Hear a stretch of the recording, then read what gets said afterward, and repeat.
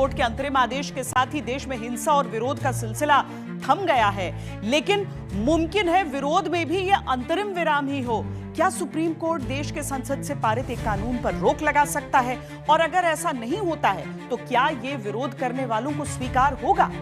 वक्फ कानून के पेचीदा पहलुओं पर पेश है श्वेत पत्र।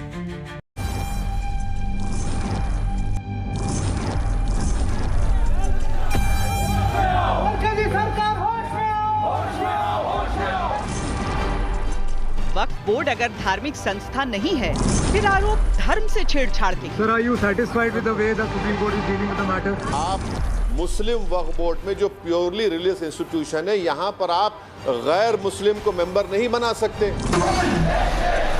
वाकई अगर ये सुधार का प्रयास है तो इतने बड़े पैमाने पर कानून का विरोध क्यों? ये जो बिल पास किया गया है ये सरासर गलत है, गैर कानूनी बिल है।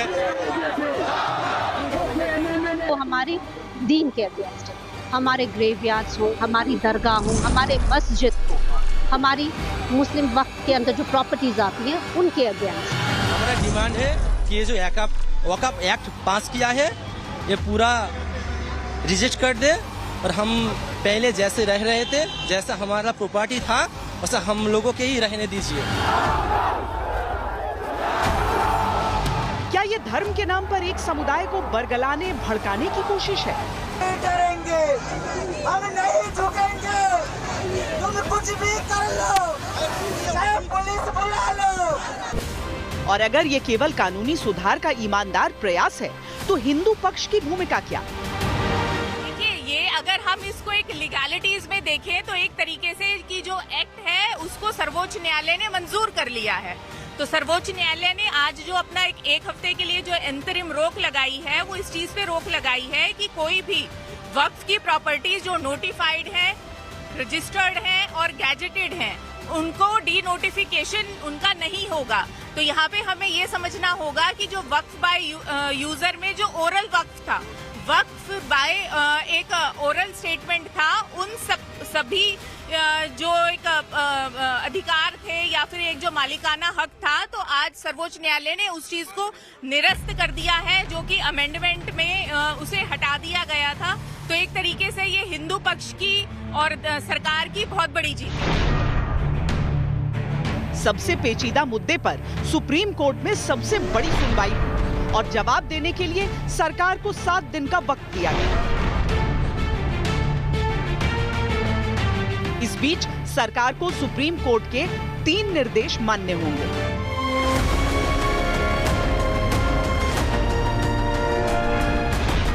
वक्फ बोर्ड पर केंद्र के जवाब तक वक्फ संपत्ति की स्थिति नहीं बदलेगी। कोर्ट से वक्फ घोषित संपत्ति डी नोटिफाई नहीं होगी, चाहे वो वक्फ बाय यूजर हो या वक्फ बाय डीड। वक्फ बोर्ड और केंद्रीय वक्फ परिषद में कोई नई नियुक्ति नहीं होगी।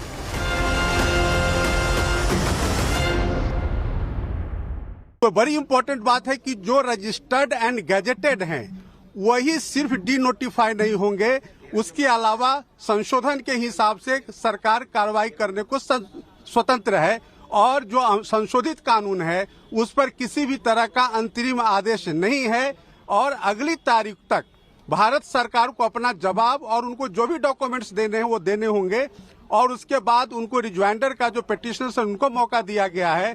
साथ ही साथ जो स्टेट गवर्नमेंट्स हैं वो भी अपना रिस्पॉन्स देंगे। सुप्रीम कोर्ट ने 2 बड़ी राहतें दी हैं।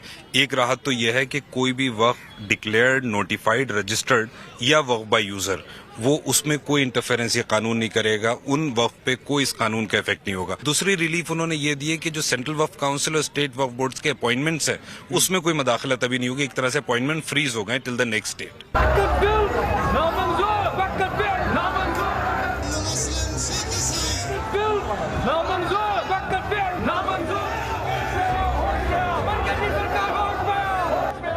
मुसलमान परेशान हैं कि ये उनके धार्मिक अधिकारों में दखल अंदाजी है। सरकार का कहना है कि वक्फ के नाम पर बड़ा भ्रष्टाचार हो रहा है, इसीलिए बदलाव चाहिए।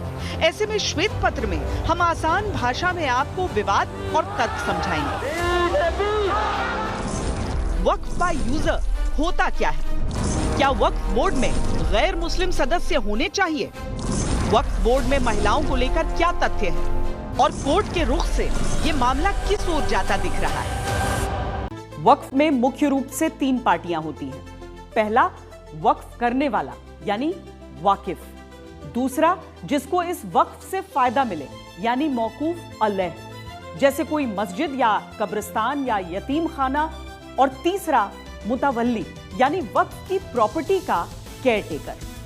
लेकिन कोई भी संपत्ति दान कैसे की जाती है, पहले उसका तरीका क्या था और अब उसका तरीका क्या है। वैसे तो वक्फ करने का कोई तयशुदा तरीका नहीं बताया गया है, लेकिन कुछ खास बातें अगर पूरी हो जाएं तो संपत्ति वक्फ मान ली जाती है। जिंदा रहते हुए संपत्ति वक्फ की जा सकती है। मौत के करीब हो शख्स तो संपत्ति वक्फ कर सकता है, लेकिन इस हाल में सिर्फ 1/3 संपत्ति वक्फ की जाती है। वसीयत के जरिए भी संपत्ति वक्फ की जा सकती है।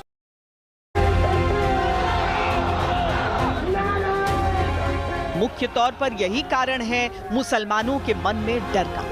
डर ये कि कानून के तहत उनकी मस्जिदें, उनके कब्रिस्तान उनसे छीन लिए जाएंगे। न मस्जिद की ज़मीन जाएगी, न ईदगाह की, न कब्रिस्तान की, न खानका की, न मज़ार की। कहीं भी 1 इंच ज़मीन जाने वाली नहीं है।